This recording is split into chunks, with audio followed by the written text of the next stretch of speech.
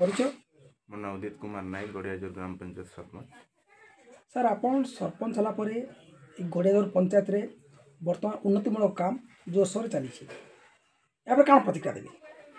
ହଁ, ବର୍ତ୍ତମାନ ଚଳିତ ବର୍ଷ 2024-25 ଏବଂ 25-26ରେ ଯାହାଗୁଡ଼ା ଆମର ଜିପିଡିପିରେ ଆମର ଆକ୍ସନ୍ ପ୍ଲାନ୍ ରହିଛି ସେଗୁଡ଼ିକ ଏବେ କାର୍ଯ୍ୟକ୍ଷମ ହେଉଛି ଏବଂ ବର୍ତ୍ତମାନ ସମସ୍ତ ପ୍ରକାର ଯୋଜନାରେ ଆମର ରାଜ୍ୟ ସରକାରଙ୍କର ଏବଂ କେନ୍ଦ୍ର ସରକାରଙ୍କର ପାଣ୍ଠି ଆସିଛି।